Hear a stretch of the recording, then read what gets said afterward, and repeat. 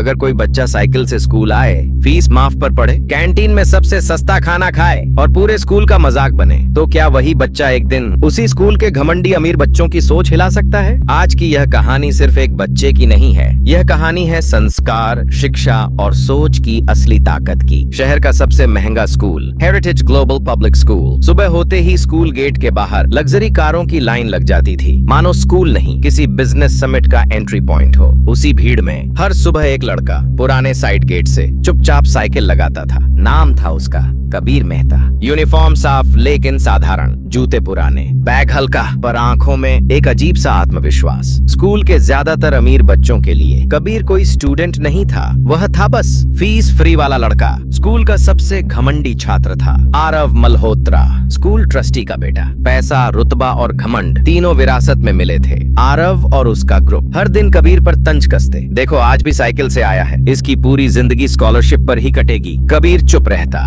क्योंकि उसने घर में सीखा था, बोलने से नहीं बनने से जवाब दिया जाता है।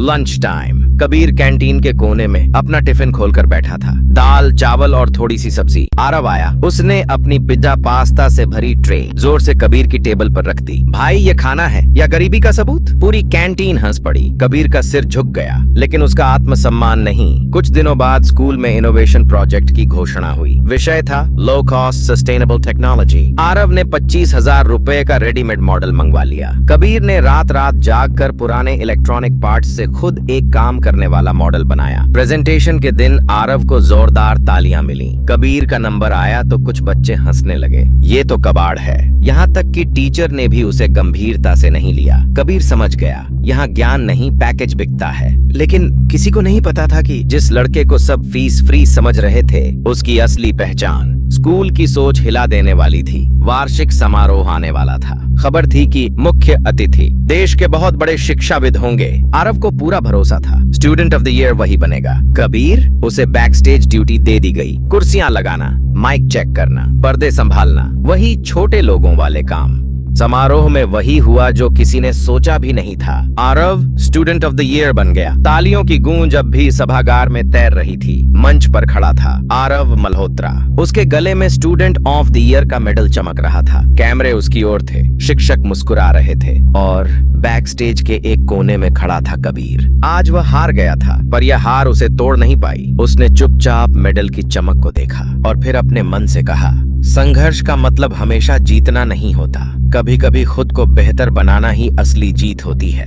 उसी दिन कबीर ने तय कर लिया, यह अंत नहीं है, यह तो शुरुआत है। समारोह के बाद जिंदगी ने करवट ली, हालात बदले और एक ही स्कूल में पढ़ने वाले दो छात्रों के रास्ते अलग हो गए। आरव अपने घमंड और पहचान के साथ नए स्कूल में चला गया, जहां उसका नाम पहले से जाना जाता था। और कबीर, वह भी माइग्रेट हुआ, लेकिन बिना किसी पहचान के, सिर्फ मेहनत, सीख और धैर्य के सहारे। नया शहर, नई चुनौतियां और हर दिन खुद को साबित करने की जंग। कबीर ने हार मानना नहीं सीखा था, उसने ठान लिया था अगर मौका नहीं मिलेगा तो वह खुद अपना रास्ता बनाएगा। कबीर तब सिर्फ 16 साल का था। स्कूल के बाद वह छोटे छोटे काम करने लगा, कभी किसी दफ्तर में प्रशिक्षु तो कभी किसी तकनीकी कार्यशाला में मददगार। दिन में काम, रात में पढ़ाई। धीरे धीरे उसने सीखा कम साधनों में बड़े समाधान कैसे बनाए जाते हैं। उसने ऐसे तकनीकी उपाय तैयार किए जो सस्ते भी थे और टिकाऊ भी। पहले ग्राहक मिले, फिर भरोसा और फिर नाम। 3 साल बीते। कबीर अब सिर्फ सीखने वाला नहीं रहा, वह समस्याएं सुलझाने वाला बन चुका था। अपने अनुभव और संपर्कों से उसने एक छोटी सी कंपनी शुरू की। अनुशासन, ईमानदारी और सही निर्णयों ने उस कंपनी को धीरे धीरे बड़ा बना दिया। और 5 साल बाद कबीर एक सम्मानित और सफल व्यवसायी बन चुका था। उधर जिंदगी आरव के लिए आसान नहीं रही। डिग्री थी, लेकिन नौकरी नहीं। एक दिन नौकरी की तलाश में भटकते भटकते वह सड़क पर चलते हुए एक काली लग्जरी कार से टकरा गया। सब कुछ अचानक हुआ। आंख खुली तो खुद को अस्पताल में पाया। कार वाले ने न सिर्फ उसे अस्पताल पहुंचाया, बल्कि पूरा इलाज भी करवाया। थोड़ी देर में आरव के पिता घबराए हुए अस्पताल पहुंचे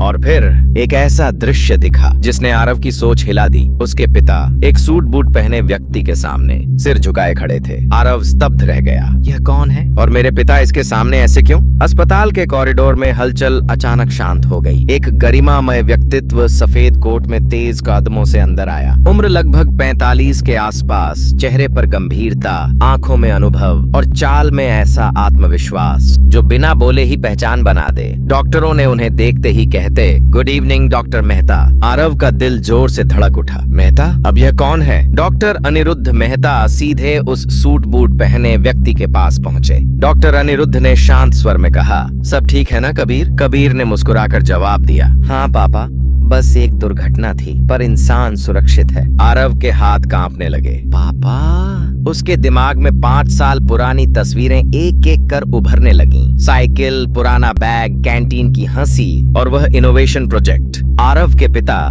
डॉक्टर अनिरुद्ध मेहता से बोले, सर, अगर आपका बेटा आज वहाँ न होता तो। डॉक्टर अनिरुद्ध ने उन्हें बीच में ही रोक दिया। बेटा बाप का फर्क नहीं होता, इंसान की जान सबसे ऊपर होती है। फिर उन्होंने आरव की ओर देखा। तुम आरव हो ना? आरव की आवाज भर्रा गई। जी सर। डॉक्टर अनिरुद्ध ने हल्की मुस्कान के साथ कहा, तुम्हारे स्कूल में एक कबीर नाम का लड़का पढ़ता था। आरव की आंखें झुक गईं। वही मेरा बेटा था। डॉक्टर अनिरुद्ध की आवाज अब और गंभीर हो गई। मैंने अपने बेटे को कभी यह नहीं सिखाया कि पैसे से बड़ा बनो, मैंने उसे सिखाया सोच से बड़ा बनो। इसलिए उसे साइकिल दी ताकि वह जमीन से जुड़ा रहे, फीस माफ करवाई ताकि वह आभारी रहे, और उसे अकेला छोड़ा ताकि वह मजबूत बन सके। आरव की आंखों से आंसू गिरने लगे। उसे समझ आ रहा था, जिसे वह कमजोर समझता रहा वही आज सबसे मजबूत निकला। कबीर आगे बढ़ा। उसकी आवाज में न घमंड था न बदला, सिर्फ सच्चाई। आरव, स्कूल में मैं इसलिए चुप रहता था क्योंकि मुझे साबित करना था। मैं शब्दों से नहीं, काम से बोलूंगा। आज भी मैं नहीं जीता हूँ, आज सोच जीती है। उसने आरव की ओर हाथ बढ़ाया। अगर चाहो तो मेरी कंपनी में तुम्हारे लिए दरवाजा खुला है, क्योंकि असली जीत किसी को हराने में नहीं, किसी को उठाने में होती है। याद रखिए, साधारण यूनिफॉर्म कभी इंसान की औकात नहीं बताती। जो चुपचाप सहता है वही सबसे बड़ा तूफान बनता है। और शिक्षा डिग्री से नहीं, संस्कारों से बनती है। क्योंकि हर फीस फ्री लड़का कमजोर नहीं होता, कुछ इतिहास लिखने आए होते हैं। अगर आज की कहानी आपकी सोच को छुआ है तो समझिए आप कुछ बड़ा करने वाले हैं। साधारण हालात असाधारण इंसान बनाते हैं। ऐसी ही प्रेरणादायक कहानियों के लिए मोटिव स्टोरीज हब को सब्सक्राइब करें, वीडियो लाइक करें और इसे उस तक पहुंचाएं जिसे आज हौसले की जरूरत है।